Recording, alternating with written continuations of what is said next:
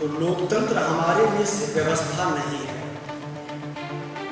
यह हमारे व्यवहार और विश्वास का विषय है।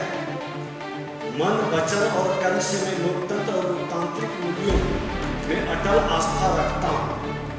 लोकतंत्र और लोकतांत्रिक व्यवहार में मेरी अटूट आस्था नहीं, मुझे बिना भय और पक्षपात, लोभ और लालसा, राग और द्वेष के आचरण करने की शक्ति दी है।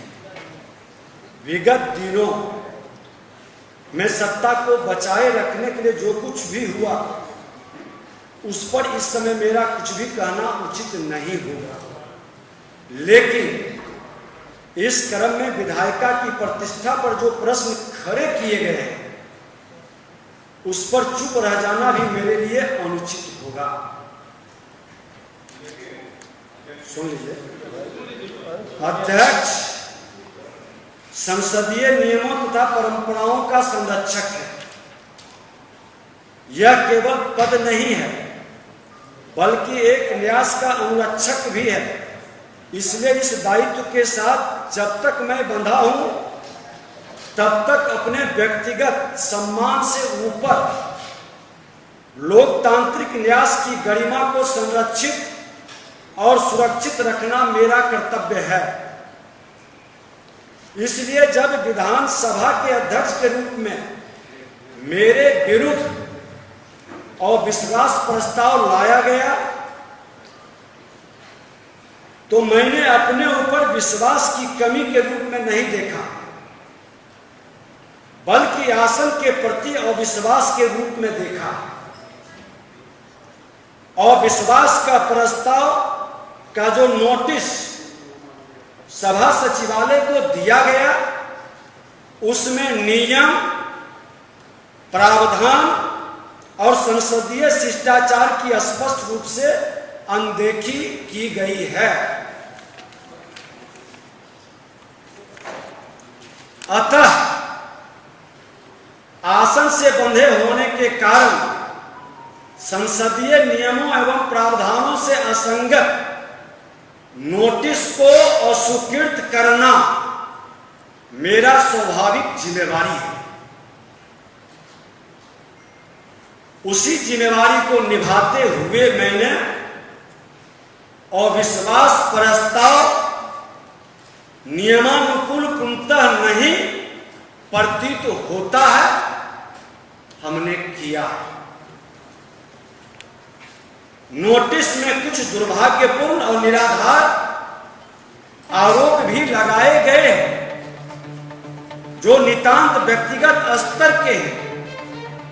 कुछ माननीय सदस्यों ने किसी ठोस तथ्य और तर्क के बिना मेरी कार्यशैली को अलोकतांत्रिक और तानाशाह जैसा बताया गया, उसे अलोकतांत्रिक गरिमा के प्रतिकूल कहा गया।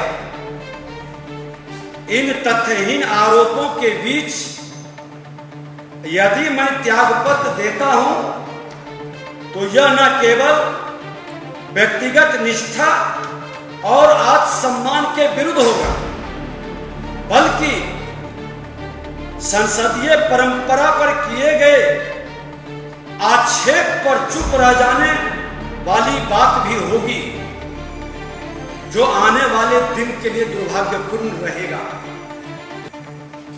अतः मैं बिहार विधानसभा अध्यक्ष के रूप में मेरे विरुद्ध लगाए गए अविश्वास प्रस्ताव का प्रतिकार करते हुए इस्तीफा नहीं दूंगा। सदन में मैं बिना किसी द्वंद्व या भय के अपनी बात रखूंगा। आपसे फिलहाल आपके लोगों का जो प्रश्न आया है, यही कहना है। और बहुत सारे पत्रकार मित्र भी इस पर पूछ रहे थे, चर्चा कर रहे थे। शेष सदन की बात सदन में होगी। लगा गया है, 14 दिन के बाद होता है। 9 के ऑनलाइन हुआ है, 10 तारीख के स्वदेव हुआ है खड़ा होकर के। और उसके बावजूद भी यदि नियम के जो सदन में सब दिन कहता हूँ, जो क्या मतलब अपनी ईमानदारी बरतनी चाहिए, नैतिकता होनी चाहिए, नैतिकता के आधार पर होना चाहिए। और वह व्यक्ति स्वयं नैतिकता का पालन नहीं करते, इससे बड़ा दुर्भाग्य कुछ नहीं। तो कल चेयर आप करेंगे, टेक्निकलिटी क्या है सर, क्या वो चेयर? टेक्निकली यही है कि अध्यक्ष या उपाध्यक्ष किसी पर अविश्वास लगता है तो वह आसन पर नहीं बैठे, उसके बावजूद भी जिद करके कहे जब हम आसन पर बैठेंगे, इससे दुर्भाग्य परिवार तो ऐसी स्थिति में विश्वास खारिज कर चुके कैसे हो सकता है? सर जब बोले हैं कि हम नहीं जिता देंगे तो कल खारिज कर चुके हैं।